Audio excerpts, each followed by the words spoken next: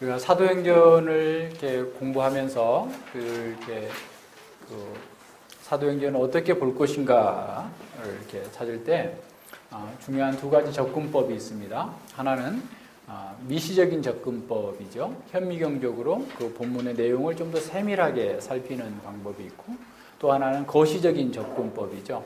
하나님 나라가 온갖 반대와 어려움 속에서 어떻게 전진해 나가고 있는지, 또 그 전체의 역사 경륜 가운데에서 어떻게 주어지고 있는지를 이렇게 동시에 보는 거죠. 그래서 미시적으로 그 내용들을 좀 더 세밀하게 살피고, 또 거시적으로 전체 역사의 경륜 가운데에서, 구속사의 경륜 가운데에서 어떻게 하나님 나라가 역동적으로 진행해 나가고 있는가라는 것을 이렇게 보는 것이죠. 그래서 많은 도전과 어려움들 속에서 하나님께서 주시는 그 하나님 나라의 그 역사가 역동적으로 이렇게 반대를 무릅쓰고 장애를 뛰어넘고 내부적인 부패, 외부적인 박해, 온갖 어려움들을 극복하면서 하나님 나라가 어떻게 전진하고 있는지를 보여주고 있음을 이렇게 봐야 됩니다. 자, 그래서 우리는 이러한 관점을 사용해서 하나님 나라와 교회에 대한 참된 이해를 가져야 되는 것이죠. 그래서 하나님 나라의 정체성에 근거해서 오늘날 우리 교회와 우리 자신의 삶과 삶의 목표, 의미를 재조명해 볼 수 있습니다. 그리고 기독교적인 관점을 새롭게 하는 거죠. 뿐만 아니라 진정한 기독교가 어떤 건가라는 거죠. 그러니까 이제 오늘날 문제는 뭐냐면 표준이 없다라는 거죠. 무엇이 바른 건지에 대한 표준이 없어요. 그러니까 자녀 교육에서도 마찬가지입니다. 애들이 원하는 대로 다 해주는 게 좋은 교육이다라고 하는 그 얘기가 들어온 게 언제냐면 한국으로서는 1980년대이고 미국에서는 1960년대에 실용주의 교육 이론들이 이렇게 나타나면서 그런 것들이 들어왔어요.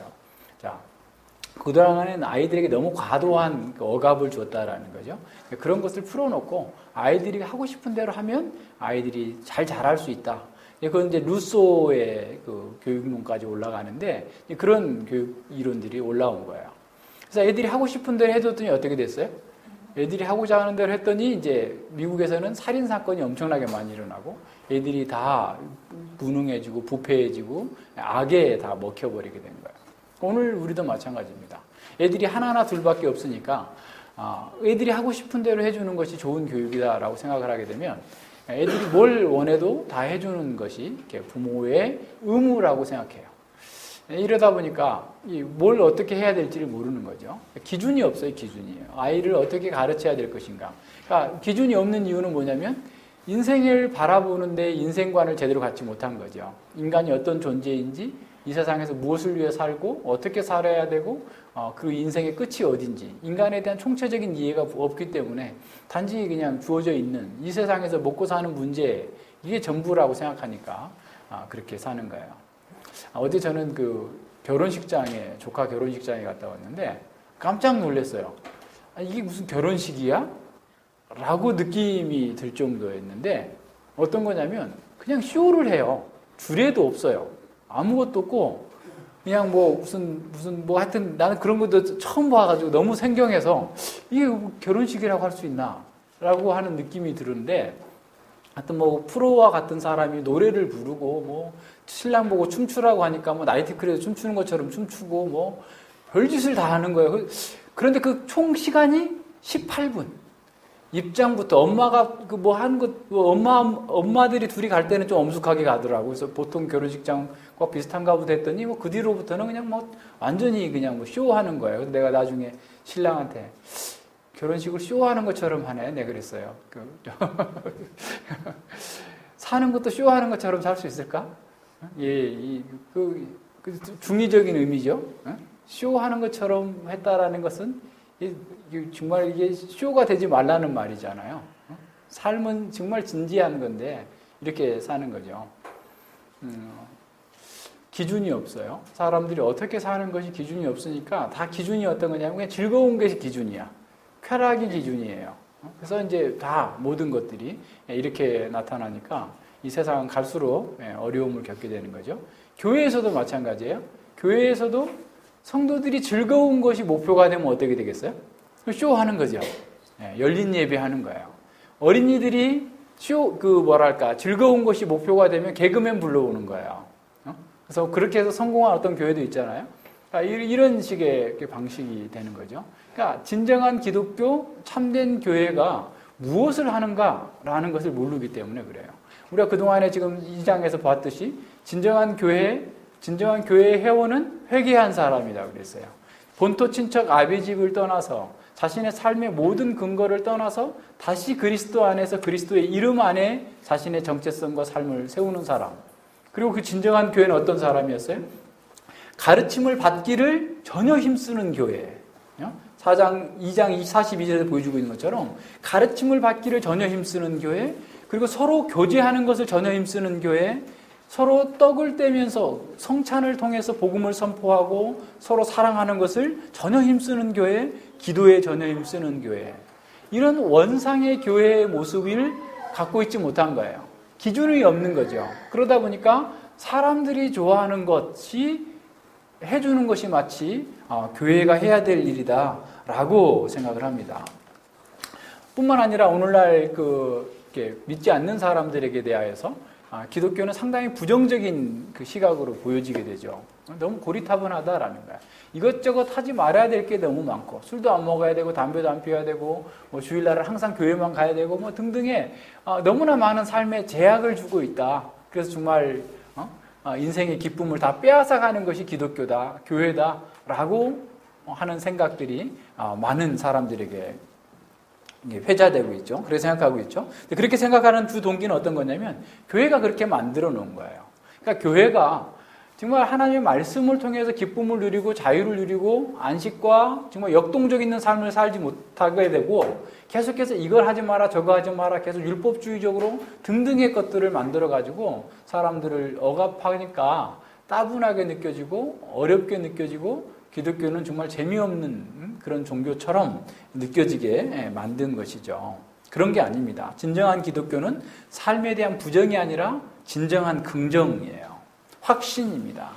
참된 그리스도인에게 있어서 성경적인 삶은 마치 출애굽한 이스라엘 백성들이 출애굽 직전에는 엄청난 노예와 같은 삶으로 고통당하던 자리에서 자유케 된 것과 마찬가지예요. 자, 그러니까 그리스도인이 됐다 할지라도 출애굽한 백성들처럼 애굽에서의 그 고통에서 벗어났음에도 불구하고 여전히 시각이 애굽적인 시각, 육신적인 시각을 갖게 되면 10명의 정탐꾼과 같은 생각을 갖게 되는 거예요. 12명의 정탐꾼들이 가나안 땅을 가서 보았는데 갈렙과 여호수아를 제외한 나머지 10명은 육신의 눈으로 본 거예요.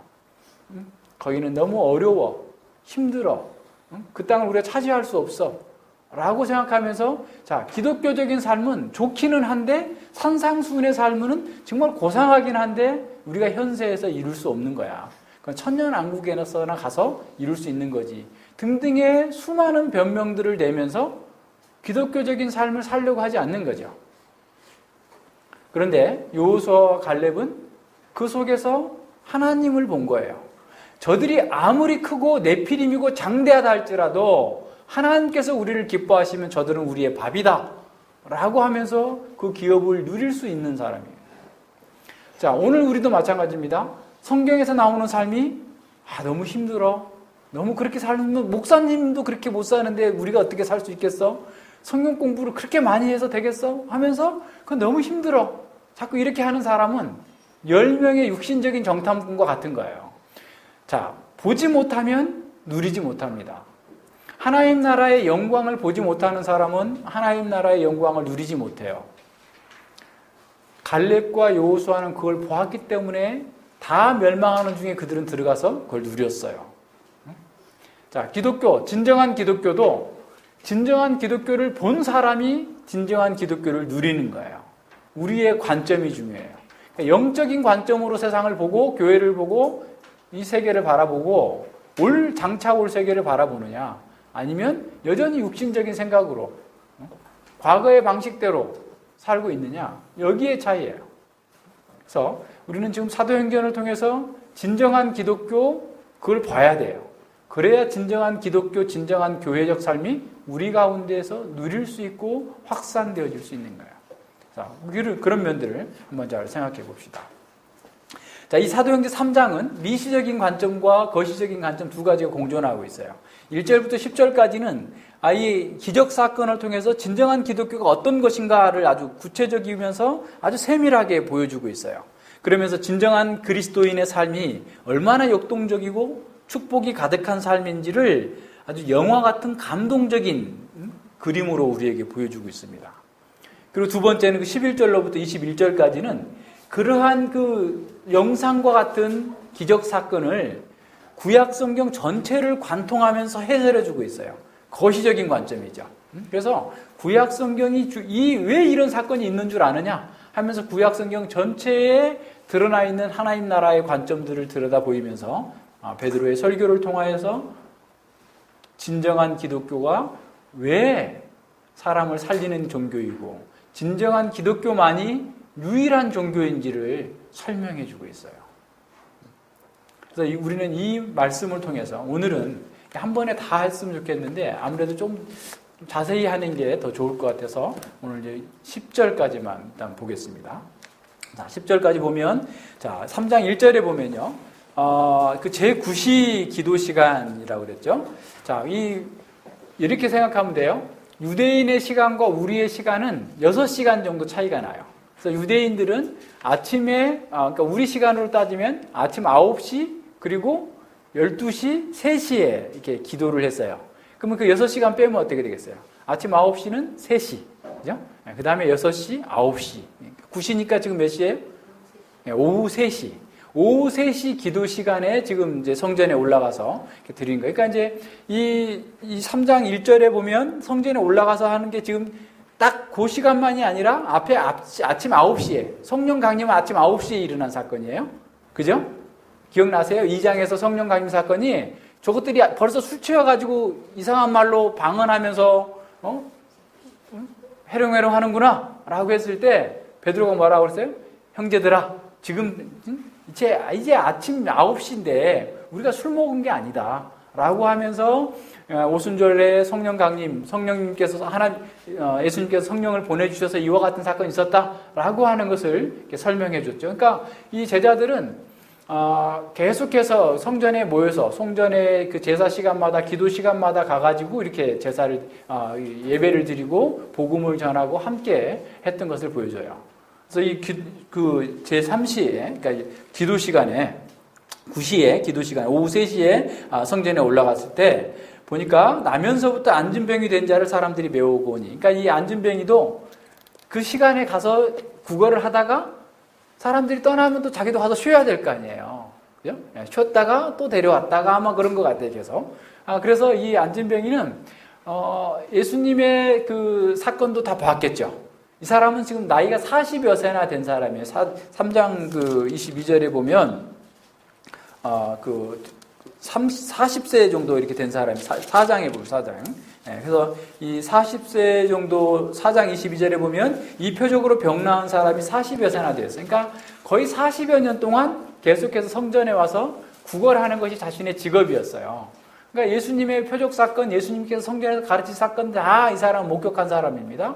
그리고 성령 강림 이후에 지금 교회 초기에 이렇게 많은 사람들이 믿고 또 계속해서 이 성전에서 모여서 예배하는 것들을 보고 보세요. 2장 47절에서 하나님을 찬미하며 온 백성의 칭송을 받는데 그 칭송했던 사람들 속에 아마 이 안진뱅이로 난 이 장애인도 함께 있었을 거예요.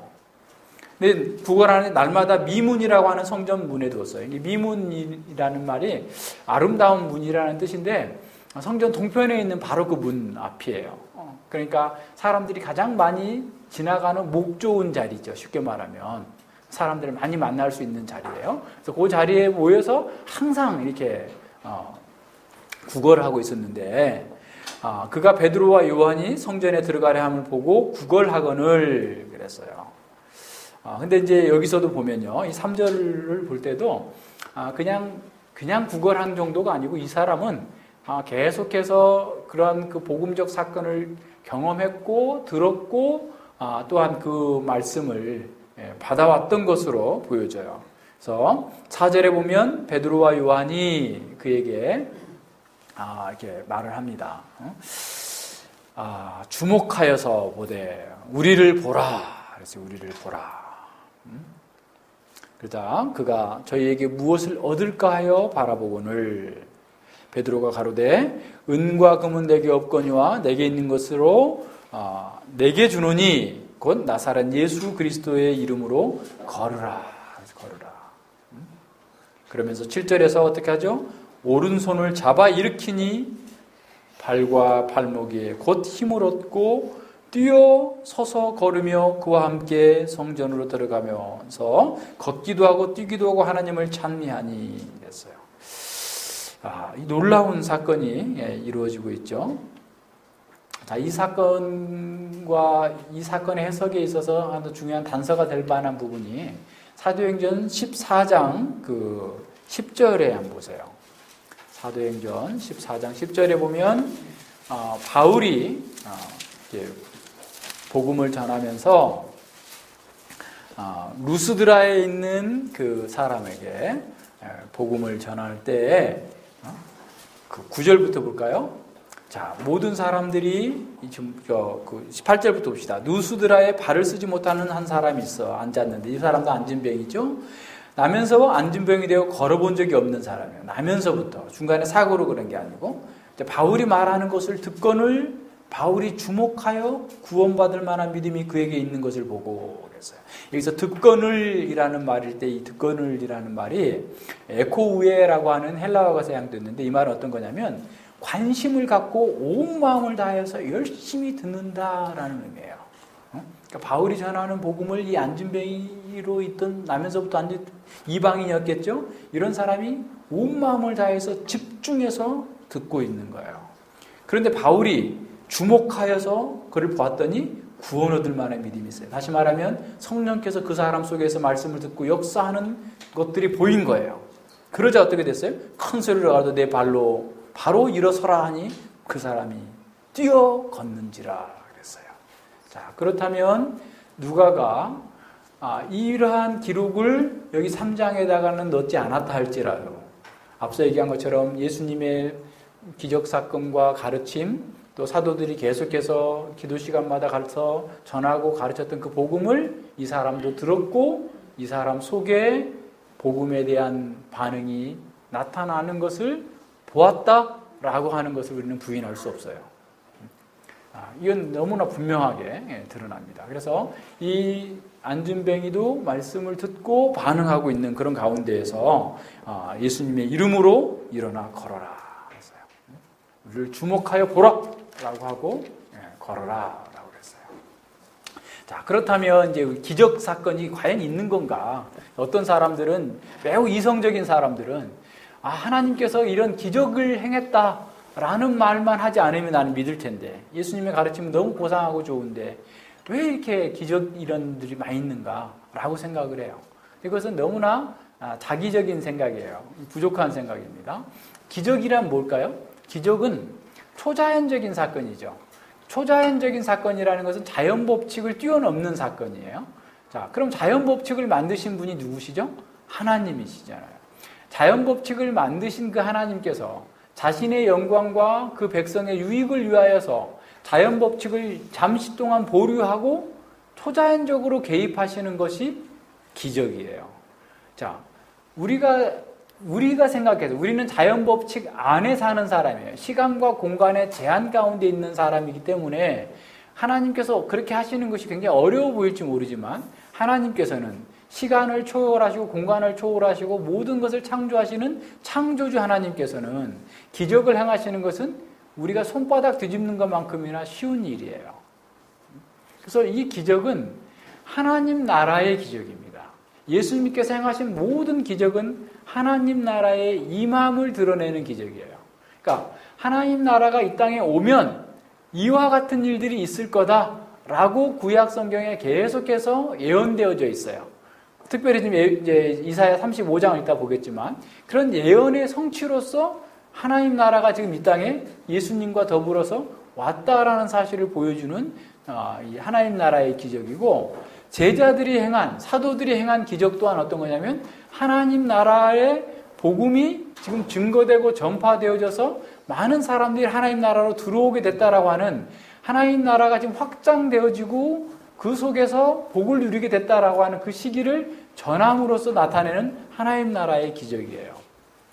마가복음 16장을 한번 찾아보세요. 마가복음 16장. 우리가 여러 차례 봤습니다만 또 다시 한번 봐요. 마가복음 16장에 보면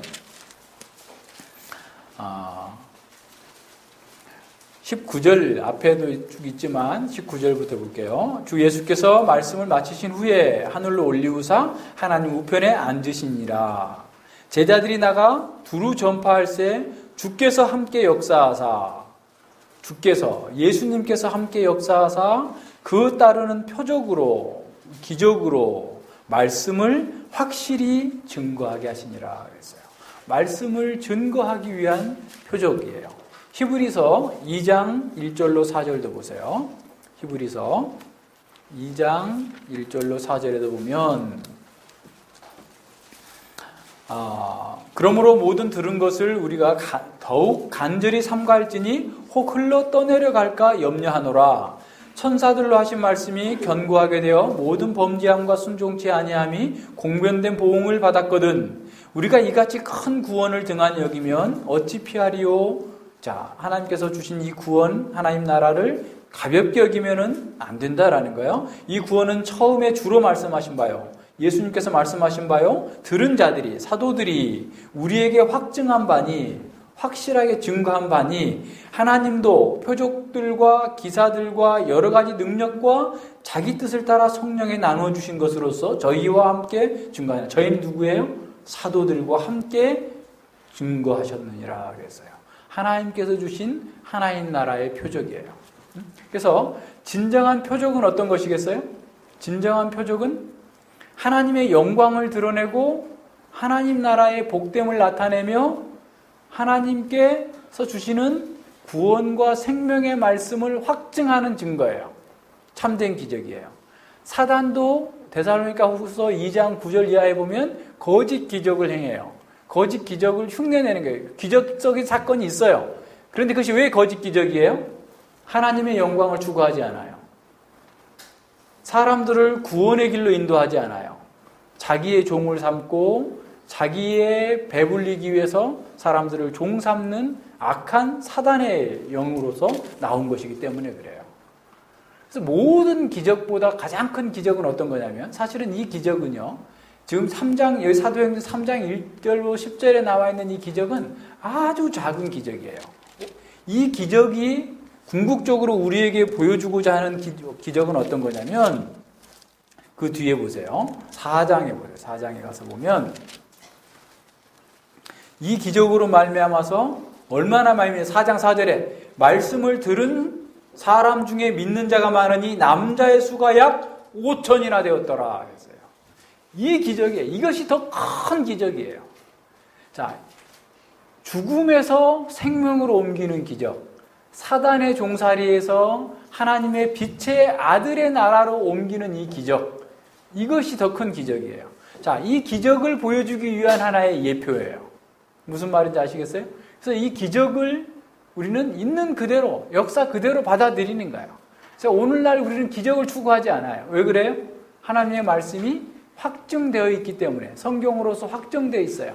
그래서 그 기적, 이거보다 더 중요한 기적은 없어요. 그래서 예수님께서도 무화과나무를 저주하시는 기적을 통해서 뭐라고 말씀하시냐면 성전은 무너질 것이지만 너희들이 내 안에서 기도하면 산이 들려서 바다에 빠지우라 해도 그렇게 될 것이다. 그 말은 뭐냐면 불가능한 것이 가능해질 것이다. 그럼 세상에서 가장 불가능한 게 뭐예요? 죽은 사람이 생명을 얻는 거예요. 이것이 기적이에요. 이것보다 더 큰 기적은 없어요. 그래서 예수님을 믿고 생명을 얻는 그 기적이 바로 너희들을 통하여서 예수 그리스도의 이름으로 기도할 때 그 일이 이루어질 거다라고 말씀하신 겁니다. 자, 예수님께서는, 하나님께서는 능치 못하실 것이 없어요. 따라서 우리는 이런 모든 기적은 역사적인 사실이에요. 그리고 이 기적의 실체를 이제 설명해 주는 것이 11절부터 쭉 이어지는 베드로의 설교를 통해서 잘 나타나게 됩니다. 자, 그렇다면 우리는 여기서 나타나는 이 기적은 하나님 나라의 실체, 진정한 기독교를 발견할 수 있도록 우리에게 보여주시는 하나님의 은혜의 사건이다라고 하는 사실을 봐야 됩니다. 자, 그걸 알기 위해서 우리는 이사야 35장을 한번 볼 필요가 있어요. 이사야 35장을 봅시다. 우리가 전에 복음서 공부할 때도 봤습니다만 이게 너무 중요해요. 이사야 35장에 보면, 자, 이사야 35장을 이해하기 위해서 이사야서의 어떤 문맥을 잠깐 살핀다면, 이사야 1장부터 6장까지는 사실 이사야가 소명 선지자로 부르심을 받을 때의 상황이 어떠한지를 보여주고 있어요.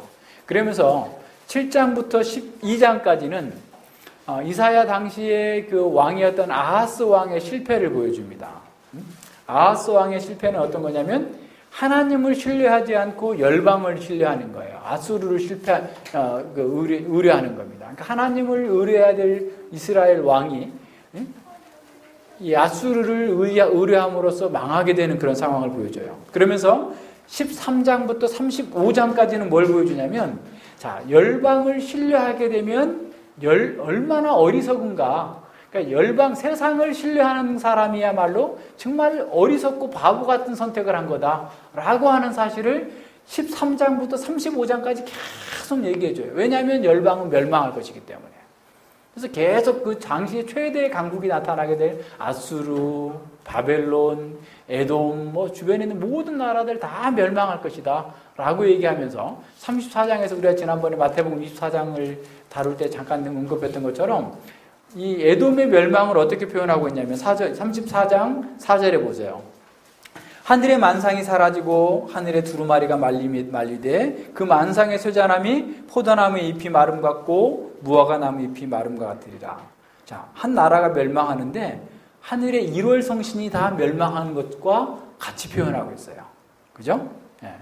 그러니까 여호와께서 보수하시고 신원하시는 날 열방은 다 멸망할 것이고, 예, 하나님의 택하신 백성들, 하나님을 신뢰하는 사람들은 구원을 받을 것이다 라고 하는 사실을 보여주면서 35장이 시작되는 거예요. 35장은 구원하시는 날, 신원하시는 날 어떻게 될 것인가 라고 하는 것이 보여줘요. 그리고 이제 36장부터 39장은 자, 열방과 하나님 중에 누구를 신뢰할 것인가 라고 하는 것을 이제 어떻게 보면 재시험을 하고 있는데, 히스기야가 초기에는 승리하죠. 그러다가 뒤에 가가지고는 병 낫고 난 다음에 38장, 39장에 가서 실패하는 것을 보여줘요. 그래서 이제 인간왕이 아닌 40장 이하에서는 인간왕이 아닌 하나님께서 보내신 그 하나님의 종, 여호와의 종이 그들이 사람들을 구원할 것이다 라고 하는 것이 이제 이사야서 전체의 문맥입니다. 자, 그걸 생각하면서 35장을 보면, 광야와 마른 땅이 기뻐하며 사막이 백합화 같이 피어 즐거워하며 무성하게 피어 기쁜 노래로 즐거워하며 레바논의 영광과 갈멜과 샤론의 아름다움을 얻을 것이라. 그것들이 여호와의 영광 곧 우리 하나님의 아름다움을 보리라. 하나님께서 신원하시는 날, 하나님께서 구원하시는 날, 광야와 같고 메마른 땅과 사막이 하여튼 물리적으로 한번 생각해 보세요. 광야가 아름다운, 요새 우리가 지금 한 3월 달까지만 해도 이 산이 그냥 다 메말라 있었는데 지금 녹음이 우거져서 얼마나 아름다워요. 그 자체가 하나님께서 주신 건 복으로 느껴질 정도로 정말 기쁨과 감사가 있는데, 이런 사막과 이 광야가 이게 완전히 아름다운 그런 그 보여주는 이런 상황 속에서, 자, 이런 하나님 나라의 임함 속에서 실제로 사람들에게 이루어질 일이 3절과 4절에 나와요. 너희는 약한 손을 강하게 해주며 떨리는 무릎을 굳게 해주며 겁내는 자의 길을 너희는 굳세게 하라. 두려워 말라. 보라, 너희 하나님이 오사 보수하시며 보복하여 주실 것이라. 그가 오사 너희를 구하시리라. 하나님께서 하나님만을 신뢰하는 가난한 자, 하나님만을 신뢰하는 하나님의 백성들을 구원하실 것이다 라고 말씀해 주시는 겁니다. 핍박받는 자에 대한 위로와 대적에 대한 심판을 선언하고 있어요. 자, 그것의 일환으로서, 그것의 하나의 증거로서 5절을 보세요. 그때의 소경이 눈이 밝을 것이며 귀머거리의 귀가 열릴 것이며 그때에는 저는 자가 사슴같이 뛸 것이며 병어리의 혀는 노래하리니 이는 광야에서 물이 솟겠고 사막에서 시내가 흐를 것임이니라. 뜨거운 사막이 변하여 못이 될 것이며 마른 땅이 변하여 원천이 될 것이며 쉬랑이 눕는 곳에 풀과 갈대와 푸들이 날 것이며 거기대로가 있어 그 길을 거룩한 길이라 일컬은 바가 되리니 깨끗지 못한 자는 지나지 못하겠고 종교적으로 부정한 자는 예수 그리스도 이름을 의지하지 않는 자는 거기에 지나가지 못하겠고 오직 구속함을 입은 자들이 위하여 있게 된 것이라 우매한 행위는 그 길을 범치 못할 것이며. 자, 이 말은 조금 번역이 잘못됐어요. 이 말을 어떻게 옆에다 써놓으세요. 우매한 행위는 길을 범치 못할 것이라는 말은 그 길은 너무나 분명해서 무식한 자, 장애인도 갈 수 있는 길이다. 다시 말하면 바보들도 길을 잃지 않을 수 있는 길이다라는 거예요. 여호와의 길을 다 알 수 있다라는 거예요. 자, 그렇게 여호와의 길 속에 있는 사람들, 여호와의 나라가 하나님 나라가 임하게 되면 사자가 없고 사나운 짐승이 그리로 올라가지 아니하므로 그것을 만나지 못하겠고 오직 구속함을 얻은 자만 그리로 행할 것이며 여호와의 속량함을 얻은 자들이 돌아오되 노래하며 시온에 이르러 그 머리 위에 영영한 희락을 띠고 기쁨과 즐거움을 얻으리니 슬픔과 탄식이 달아나리로다. 슬픔과 탄식이 이제 자, 근데 그 메시아 시대의 도래의 표적이 어떤 거냐면 벙어리가 말하고 소경이 눈을 뜨고 저는 자가 걷고 뛰고 즐거워하면서 하나님을 찬양하게 될 것이다. 지금 사도행전 3장에 나타나는 이 사건이 바로 메시아 시대의 도래로 말미암아서 장차 이루어지게 될 하나님의 나라가 지금 여기에 시작되었다라고 하는 표적으로서의 의미를 갖는 거예요. 표적이에요, 표적. 하나님 나라가 임했다. 이런 시대가 이미 왔다라는 거예요. 자, 우리는 이미 이런 시대를 지금 맞이하고 있어요. 그래서 우리는 우매한 자였지만 바보 같은 사람이었지만 예수 그리스도를 믿고 믿음의 길로 나아가서 그 속에 있는 평안과 자유를 누리면서 기쁨과 즐거움과 영원한 희락과 기쁨으로 하나님을 찬양하는 그런 시대 속에 살고 있음을 보여주는 겁니다. 그래서 이 사도행전 3장에 있는 이 안진뱅이가 일어나는 사건, 사도행전 14장에 있는 안진뱅이 이방인이 일어나는 이 사건 또한 구약에 예언되어 있는 바대로 하나님 나라의 임함의 기적이고 하나님 나라가 지금 이루어지고 있다는 사실을 보여주고 있는 그 기적이다라고 하는 사실을 보여줍니다. 그래서 우리는 이 사건을 통해서 단지 그냥 이 사건이 이 한 사람이 이렇게 치료를 받았구나 그런 기적 정도의 의미가 아니라 하나님 나라의 임함과 하나님 나라의 그 영광이 지금 여기서 시작되었고 앞으로 완성될 것을 내다보도록 하는 그런 기적이다라는 거예요. 자, 그러면 이러한 기적 사건을 통해서 진정한 기독교가 어떤 것인지를 우리는 한번 살펴볼 필요가 있습니다. 이 성전 미문에 앉아있는 불쌍한 사람, 이 사람은 죄와 사망의 결박 가운데서 앉아있는 사람들의 모습을 보여주고 있어요. 움직이지 못하고 자기가 가고 싶은 대로 가지 못하는 죄와 사망의 결박 가운데 있는, 태어나면서부터 안진병이 있는, 태어나면서부터 죄와 사망 아래 굴복당해 있는 그 사람의 영적인 문제들을 보여줍니다. 사람들은 다 지금 이렇게 살고 있어요. 영적으로 다 마비된 채 살고 있는 것이죠. 사람들은 이것을 알지 못하기 때문에 계속해서 사람들의 문제는 정치의 문제, 경제의 문제, 법의 문제, 사회 문제, 환경의 문제라고 생각을 해요. 그러나 사람들의 문제는 지금 마비의 문제예요. 그래서 죄는 마비입니다. 진정한 인간의 문제는 마비의 문제예요. 하나님께로부터 떠나버린 사람들의 문제. 하나님을 떠나버렸기 때문에 그 영혼이 죽었어요. 근데 사라진 게 아니고 마비된 채 잔존하고 있어요. 그의 양심이 마비되어 있어요.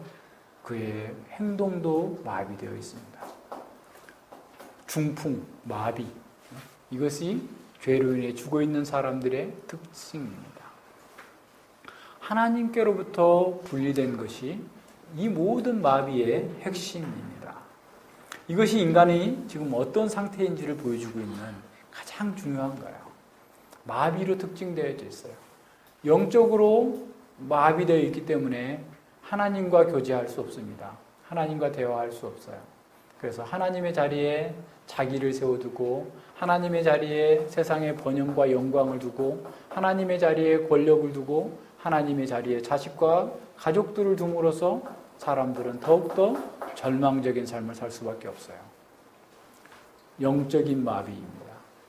그래서 무엇이 옳은지 그른지도 분별하지 못하고 그냥 잔존하고 있는 그 모습을 보여줍니다. 두 번째, 양심의 마비. 마음이 마비되어 버렸어요. 그래서 지정의가 다 굳어져 있어요. 지적으로도 너무나 약합니다. 모든 것이 약하고 무너져 있어요. 정보적인 지식은 많이 갖고 있지만 실제로 지혜가 없어요. 어떻게 하는 것이 지혜로운지를 몰라요. 사람들에게 속아요. 계속해서 어려움을 당해요. 그 정서도 왜곡되어져 있어요. 정말 거룩한 것이 있어야 되는데 거룩함이 없어요. 후한 것에 반응합니다. 육신의 정욕에 반응합니다. 늘 거기에 빠져 있어요. 수치를 모르는 거죠. 양심의 소리를 듣지 않습니다. 세상이 갈수록 더 심각해져요. 마비입니다. 마비. 행동이 마비되어 있어요. 그의 의지가 마비되어 있습니다. 옳은 것은 정말 무기력하게 달려있어요. 아무런 힘을 발휘하지 못해요. 근데 악한 것에 대해서는 얼마나 빠르게 하는지, 얼마나 잘 배우는지. 마비예요, 마비. 행동이 마비되어 있어요. 아무리 부부의 날이라고 하여튼 뭐합니까? 부부의 날을 만들어가지고 부부가 회복됩니까? 어린이날 만들어서 어린이들의 인권이 보호가 됩니까? 어버이날 만들어서 어버이들이 존경을 받습니까? 다 마비. 그렇게라도 한번 해보자 라고 하지만 오히려 그로 인해서 더 문제가 더 커져요. 안 돼요. 왜 그래요? 그 문제는 하나님으로부터 분리되어 있기 때문에 그래요. 하나님을 떠나서 생겨난 문제이기 때문에 하나님께로 돌아가지 않으면 해결될 수 없는 것이 지금 현재의 문제입니다. 인간의 문제들을 다 한번 살펴보세요. 여러분이 지금 주변에 있는 사람들이 겪고 있는 모든 문제들이 과연 문제의 근원이 어디에 있는지를 한번 생각해 보세요. 하나님을 떠난 죄 때문에 그런 거예요. 우리 자신도 마찬가지고 다른 사람도 다 마찬가지입니다. 그것이 회복되지 않는 한 그 마비에서 어느 누구도 나올 수 없어요. 자, 두 번째 한번 볼까요? 그러한 세상 사람들 속에서 이 거지를, 이 안진뱅이를 도와주는 그 세상은 사실은 어떤 거예요? 동전을 주고 자선을 베푸는 거였어요. 그것도 영원히 먹을 수 있는 것도 아니고 그냥 근근히 먹고 살 수 있는 정도로 도움을 줄 수 있는 거죠. 거주를 위해 할 수 있었던 것은 동전 한 양 주는 것이 그들이 할 수 있는 최선의 것이었어요. 어떠한 의술도 그를 일어서게 할 수 없었어요. 어떠한 돈도 권력도 그가 일어설 수 있도록 만들어주지 못한 거예요. 기껏해야 그에게 줄 수 있는 것은 이러한 단지 생계를 해결할 수 있는 그 문제인 겁니다. 그것 정도예요. 자, 세상이 줄 수 있는 거 한번 생각해 보세요. 세상의 지식이 그 사람에게 생명을 줄 수 있었어요? 도서관에 있는 모든 책들을 다 섭렵해서 읽는다고 한들 그 책 속에서 답이 나옵니까? 세상에 있는 그 쾌락이 그 사람에게 생명을 줄 수 있을까요? 그에게 게임을 하게 하고 술을 마시게 하고 영화를 보게 하고 고상하고 아름다운 음악을 듣게 함으로써 그 사람이 회복될 수 있도록 만들어줄 수 있을까요? 온갖 방법을 다 동원해봐도 세상에서는 그의 마비를 풀어줄 수 있는 것은 없어요. 욥이 고난당하면서 하나님 앞에 호소하고 있죠. 도대체 이 문제를 어디 가서 풀까? 어떻게 인생의 문제를 풀 수 있는 지혜를 발견할 수 있을까? 욥기 28장을 한번 찾아보세요. 욥기 28장. 지혜를 찾는 자의 추구가 얼마나 대단한지 욥은 사람들이 금광을 캐고 모든 영역 다 속에 들어가가지고 지혜를 찾는 것들을 보게 됩니다. 근데 없어요. 어디에도 지혜가 없어요. 그래서 20절 보죠. 욥기 28장 20절. 그런즉 지혜는 어디서 오며 명철의 곳은 어디인고. 인생의 문제, 이 마비의 문제를 풀고자 하는 그 고통 가운데에서 욥은 도대체 세상에는 이 지혜가 없구나 라는 사실을 탄식적으로 보는 거예요. 모든 생물의 눈에 숨겨졌고 공중의 새에게 가리워졌으며 멸망과 사망도 이르기를 우리가 귀로 그 소문은 들었다 하느니라. 소문은 들었지만 어디서 그 생명과 지혜를 찾을 수 있는지, 어디서 그 마비를 풀 수 있는지, 어디서 생명을 얻을 수 있는지 지혜를 알지 못한다라는 거예요. 23절에 하나님이 그 길을 깨달으시며 있는 곳을 아시나니 하나님만이 그 지혜를 아신다는 거예요. 이는 그가 땅끝까지 감찰하시며 온 천하를 두루 보시며 바람의 경중을 정하시며 물을 대어 그 분량을 정하시며 비를 위하여 명령하시고 우레의 번개를 위하여 길을 정하셨습니다. 그때에 지혜를 보시고 선포하시며 굳게 세우시며 궁구하셨고 또 사람에게 이르기를 주를 경외함이 지혜요 악을 떠남이 명철이라 하셨느니라. 주를 경외함이 지혜요 악을 떠남이 명철이다. 지혜를 찾을 수 없어요. 오직 하나님께 나와야만 문제가 해결이 되는 거예요. 세상에 그 어떤 것 가지고도 돈과 재산과 명예와 권력과 힘을 가지고도 그 사람에게 있는 문제, 이 마비의 문제, 양심의 마비, 영혼의 마비, 행동의 마비에서 풀려나지 못하는 겁니다. 부장판사 출신의 그 탁월한 변호사가 왜 몰랐겠어요? 지식이 없어서 그랬겠어요? 그는 그 지식이 그를 자유롭게 만들지 못했어요. 그의 망심의 마비를 풀지 못했어요. 그의 가정을 온전하게 세울 수 없고 자기도 행복할 수 없었어요. 허접한 것에 돈에 더 많은 욕심을 가지고 그 문제를 풀려고 했지만 마찬가지입니다. 다 마찬가지예요. 자신의 문제, 세상은 어떤 문제를 가지고도 그 문제를 해결해낼 수 없어요. 하나님을 보지 못하기 때문에 그래요. 하나님께 돌아와야 됩니다. 그러지 않으면 결코 해결되지 않아요. 자, 세 번째, 이 사람을 통해서 볼 수 있는 것은 세상 사람들이 교회에 대하여서 잘못된 기대를 하고 있다라는 겁니다.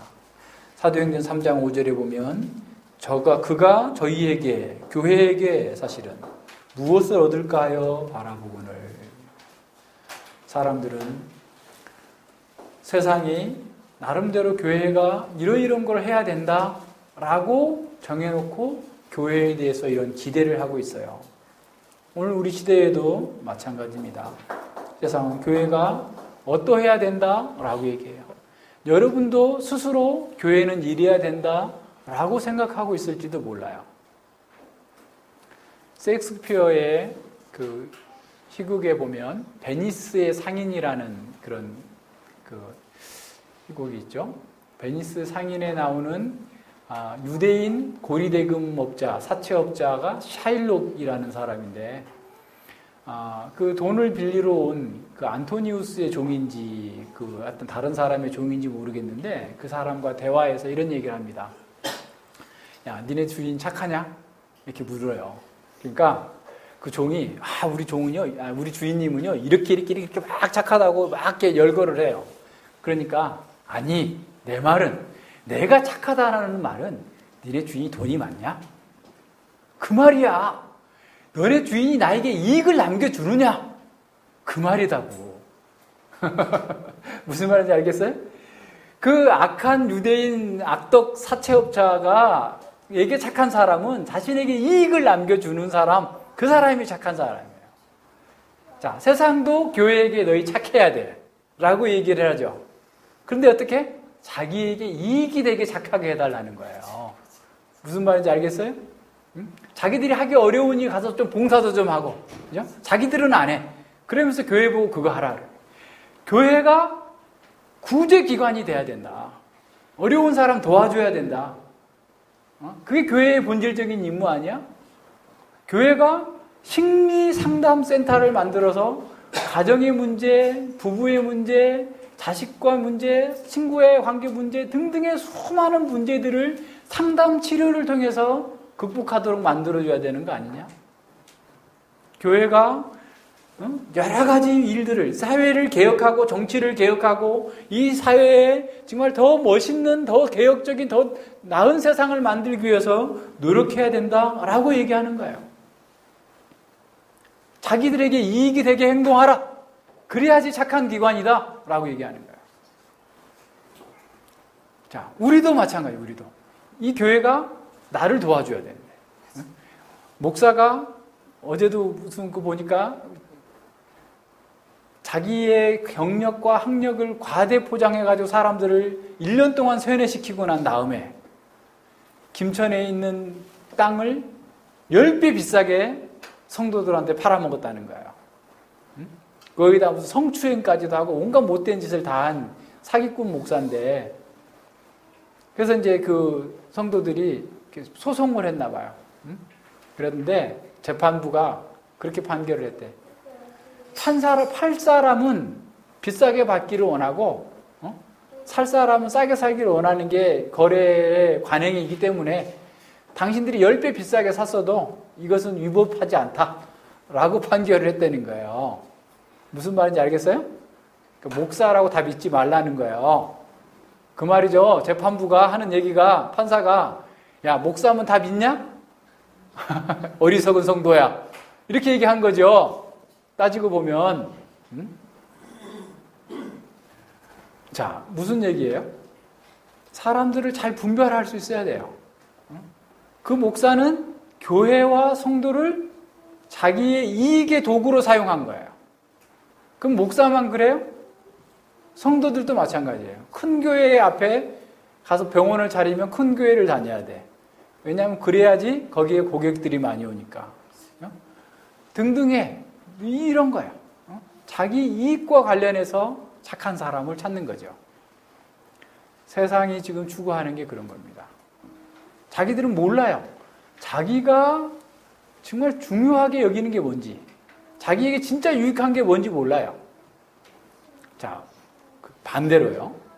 교회가 어디를 가든 교회의 복음이 왕성해지면 그 사회는 깨끗해졌고, 어느 기관보다 구제기관이 많이 생겼고, 어느 기관보다 교회가 더 많은 사회에 영향을 미쳤어요. 그러나 방법을 바꿔서는 안 돼요. 지금 베드로와 바울이 얘기하고 있는 것은 금과 은은 내게 없으나 너희가 원하는 것은 내가 줄 수 없으나 예수 그리스도의 이름으로 일어나 걸어라. 세상이 원하는 걸 하기 위해서 교회가 있는 게 아니라 예수 그리스도의, 나사렛 예수 그리스도의 이름으로 일어나 걸어라 라고 하도록 교회가 있는 거예요. 그렇게 하면 세상은 달라져요. 병원, 공공병원이 가장 먼저 생긴 것이 부흥이 일어났을 때 생긴 거예요. 노동자들의 권리를 보호하게 된 것 또한 교회가 부흥이 있을 때 일어난 거예요. 칼빈 선생님 얘기 우리 계속했죠? 칼빈 선생님이 가서 복음을 꾸준하게 전했어요. 그는 사회개혁 얘기한 적 없어요. 그런데 그 칼빈 선생님의 영향으로 스위스와 제네바가 가장 경제적으로 부유하고 도덕적으로 깨끗한 나라가 됐어요. 후의 문제예요. 근데 사람들은 자꾸 바꿉니다. 바꿔요. 금과 은 가지고 교회를 세우려고 해요. 세상의 방식으로 하려고 합니다. 그래서 어떤 교회는 아예 광고까지 해요. 무슨 탕교회. 그죠? 알죠? 착한 일 많이 한다 하면서 막 광고하고 돌아다니는 거야. 그래서 더 사람들을 많이 모으는 하나의 수단으로 삼아요. 교회가 해야 될 일의 본질이 그게 아니에요. 13세기에 토마스 아퀴나스가 로마의 교황청에 방문했습니다. 그랬더니 그 교황이 토마스 아퀴나스에게 그 교황청 예배당, 화려한 예배당을 보여주면서, 금으로 다 입힌 예배당을 보여주면서 이제 우리는 금과 은은 내게 없어도 라는 말을 하지 않아도 되게 됐다. 다시 말하면 교회가 그만큼 부유해졌다, 돈이 많아졌다. 그러니까 우리는 이제 금과 은 내게 없다 이런 말 하지 않고 금과 은, 세상의 권력과 힘으로 뭔가 할 수 있는 능력을 지녔다라고 얘기하자 아퀴나스가 이렇게 말했다고 합니다. 그래, 맞습니다. 그런데 우리는 나사렛 예수 그리스도 이름으로 일어나 걸으라고 말할 수 없게 되었습니다. 교회가 복음에 집중하지 않고 세상의 방식으로 세상이 원하는 구원을 주겠다고 얘기하면 교회는 본질로부터 떠나가 버리는 거예요. 영적인 마비를 결코 풀어줄 수 없습니다. 심리적인 마비도 풀 수 없어요. 행동의 마비도 풀 수 없어요. 사람들 거꾸로 시작해요. 상담을 통해서 그 다음에 복음으로 가야 된다 얘기합니다. 결코 그렇게 되지 않아요. 복음이 있어야 그 사람 속에 진정한 마비가 풀리는 해방이 일어나요. 자유가 일어나요. 걷고 하나님을 찬양하는 일이 벌어지는 겁니다. 순서를 바꾸면 안 돼요. 우리는 하나님의 말씀 가운데에서 온전하게 우리에게 주어진 그 사명에 집중해야만 됩니다. 교회의 사명은 세상을 개혁하거나 심리치료를 하거나 구제기관으로 활동하는 것이 아닙니다. 세상 사람들이 원하는 것을 제공하기 위해서 교회가 존재하는 것이 아닙니다. 교회는 사람들의 물질적인 필요나 심미적인 기쁨을 주기 위해서 존재하는 것이 아닙니다. 교회는 세상의 방식으로 자선을 베푸는 그런 기관이 아닙니다. 인간의 근본적인 문제, 영과 마음과 행동의 마비를 치료하는 영적인 기관입니다.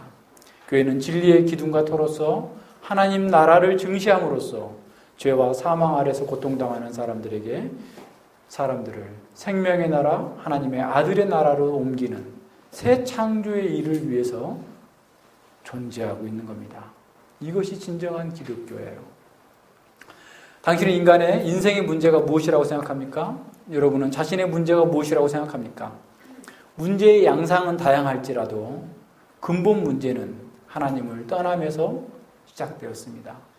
죄로 인해서 영혼이 마비되어 버렸기 때문에, 죄로 인해서 마음과 행동이 마비되어 있기 때문에 모든 문제가 시작된 거예요. 많은 지식과 심리상담, 돈과 권력이 그 마비를 풀어줄 수 없습니다. 많은 유흥과 더 많은 여가를 즐긴다고 해서, 더 많은 여행을 다닌다고 해서 그 마비된 그 마음과 영혼을 해방할 수 없습니다. 오직 나사렛 예수 그리스도의 삶과 사역이 그 죄와 사망에서, 그 결박에서 그들을 풀어서 해방과 자유를 맛볼 수 있게 해주는 거죠. 이것은 성경과 교회사 가운데에서 예수님을 만난 모든 사람들이 바로 이 해방과 자유를 맛본 것으로 확증됩니다. 여러분이 그 증인이어야 돼요. 여러분이 바로 예수님을 만나서 그 어떤 것에도 얽매이지 않고 그 어떤 것에서도 이제 모든 것에서 마비가 풀려요. 물론 우리의 마비는 서서히 풀려요. 한 번에 풀렸으면 좋겠지만 안 돼요. 영혼의 마비가 풀리고 마음의 마비가 풀리고 우리의 삶의 행동의 의지의 마비가 풀려서 정말 하나님께서 기뻐하시는 방향으로 날마다 전진하고 역동적으로 나아갈 수 있게 될 겁니다. 자, 이러한 사람들, 나면서부터 안전병했던 사람이 걷기도 하고 뛰기도 한 것처럼 심리적인 결박, 영적인 결박, 내면의 죄악으로부터 수많은 마비로부터 우리는 단번에 해방될 수 있어요. 그래서 우리의 영혼에 말할 수 없는 기쁨과 자유와 평강이 넘치고 하나님을 찬양하게 되는 겁니다. 이사야 35장 10절에서 얘기하고 있는 것처럼 여호와의 성령함을 얻은 자들이 돌아오되 노래하며 시온에 이르러 그 머리 위에 영영한 희락을 띠고 기쁨과 즐거움을 얻으리니 슬픔과 탄식이 달아나리로다. 슬픔과 탄식이 달아나는 거예요. 이것이 기독교예요. 이것이 얼마나 역동적입니까? 이것보다 더 즐거운 삶은 없어요. 교회는 바로 이런 하나님의 구원의 길을 보여주기 위해서 존재합니다. 베드로와 요한처럼 우리도 말할 수 있어야 돼요. 우리를 보라!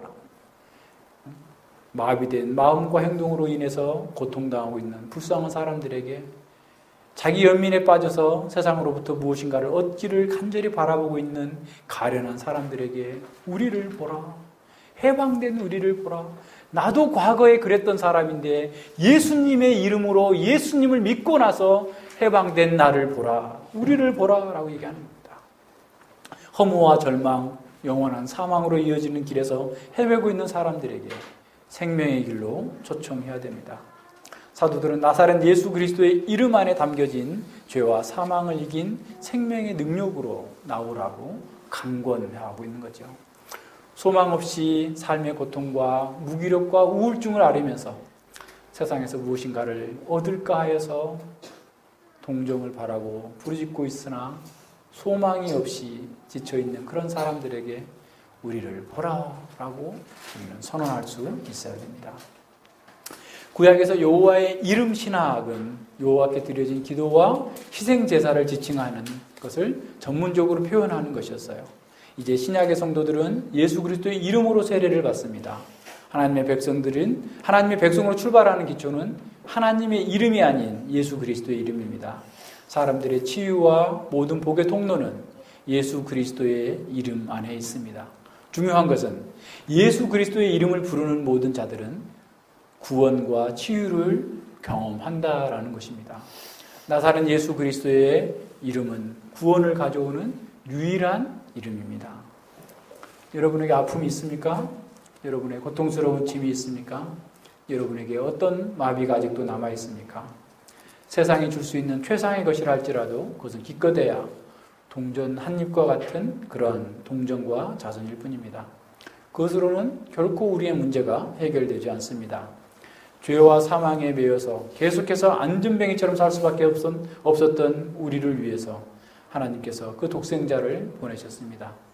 독생자께서 인간의 죄를 지시고 영원한 저주와 형벌을 받으셨기 때문에 그 이름 안에 소망이 있습니다. 그 이름만이 우리를 고칠 수 있습니다. 나사렛 예수의 이름으로 일어나 걸으라 라고 외칠 수 있어야 되는 거죠. 예수님께서 하신 말씀을 듣고 그 말씀에 순종하며 그가 내민 손을 붙잡아야 됩니다. 예수님이 내민 손에 돈이 없다고, 지금 당장 자신이 원하는 것이 없다고 외면하면 안 됩니다. 예수님의 손은 우리가 나면서부터 마비되었던, 그래서 고통당하고 있는 모든 것들을 단번에 치유할 수 있는 능력이 있는 그런 손입니다. 세상과 사단은 우리에게 계속해서 외칠 것입니다. 그까지 성경 공부하면 밥이 나오냐? 돈이 되냐? 아픈 것이 치료가 되느냐? 라고 얘기할 거예요. 그러나 그러한 소리에 속아서는 안 됩니다. 하나님의 말씀의 능력은 바로 안진뱅이와 같은 이러한 죄인들이 걷고 뛰고 정말 날아갈 수 있을 정도의 힘을 주는 능력의 말씀입니다. 그래서 사도 바울은 로마서 1장 16절로 17절에서 이렇게 선언합니다. 내가 복음을 부끄러워하지 아니하노니 이 복음은 모든 믿는 자에게 구원을 주시는 하나님의 능력이 됨이라. 첫째는 유대인에게요 또한 헬라인에게로다. 복음에는 하나님의 의가 나타나서 구원하시는 하나님의 의가 나타나서 믿음으로 믿음에 이르게 하나니 기록된 바 오직 의인은 믿음으로 말미암아 살리람과 같으니라. 오직 의인은 믿음으로 말미암아 살리람과 같으니라. 예수 그리스도의 이름을 믿는 것, 부르는 것 하나입니다. 진정한 기독교는 삶의 모든 마비를 치료하는 역동적인 생명의 온기를 불어넣습니다. 예수 그리스도의 이름을 부르는 것은 그분을 믿고 그분의 말씀을 따라 사는 것을 의미합니다. 그분의 말씀을 따라 사는 것은 고리타분하고 단조로운 그런 삶이 아닙니다. 세상이 알지 못하는 역동적인 생명을 누리고 걷고 뛰고 자유한 그런 온전한 삶인 것이죠. 이것을 여러분이 체험하고 또 영원토록 누리도록 하는 것이 바로 진정한 기독교예요. 이것을 경험한 사람들이 바로 증거하고 있는 거죠. 와서 우리를 보라라고 말해야 돼요. 예수 그리스도의 이름에 구원과 자유가 있습니다. 우리 모두가 믿음으로 바로 예수 그리스도를 부름으로 말미암아서 생명과 자유를 맛볼 수 있도록 하나님께서 우리를 초청하시고 인도해 주시고 있는 겁니다. 우리가 먼저 경험하고 지금도 안진병으로 살고 있는 많은 사람들에게, 마비된 사람들에게 우리를 보라. 그리고 나에게 집중하는 게 아니라 예수 그리스도의 이름으로 일어나 걸어라. 이렇게 말할 수 있는 저와 여러분 모두가 되기를 바랍니다. 기도합니다.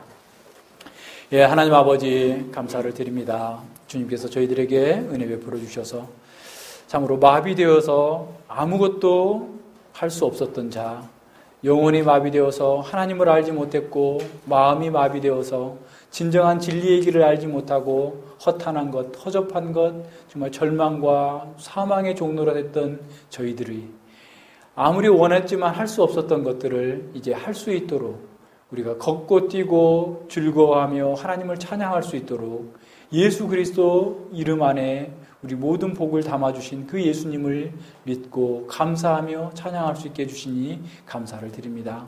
우리의 삶이 어떠하든지 간에 이 세상의 것으로 금과 은으로 이 세상의 문제, 우리의 마비된 문제를 해결할 수 없다는 사실을 알고 우리가 더욱더 이 주님의 말씀, 주님의 이름 안에 담겨져 있는 이 복음에 집중함으로 말미암아서 진정으로 자유를 누리고 기쁨을 누리고 세상 가운데에서 진정한 기독교 참된 주님의 말씀을 우리의 삶과 우리의 행위와 우리의 존재로서 증거할 수 있도록 함께하여 주시옵소서.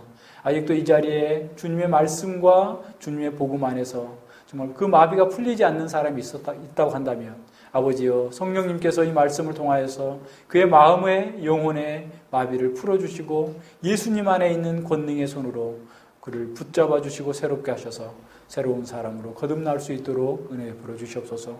이미 마비가 풀렸던 저희들마저도 아직도 여러 가지 삶의 문제에서 그 마비에서 온전히 벗어나지 못하고 있는 부분들이 있습니다. 아버지여 저희들이 더욱더 말씀에 순종함으로 예수 그리스도만을 의지하는 것으로 진정한 자유 가운데에서 주님께 찬양과 영광을 돌릴 수 있도록 함께하여 주시옵소서. 감사드리며 예수님 이름으로 기도드립니다. 아멘.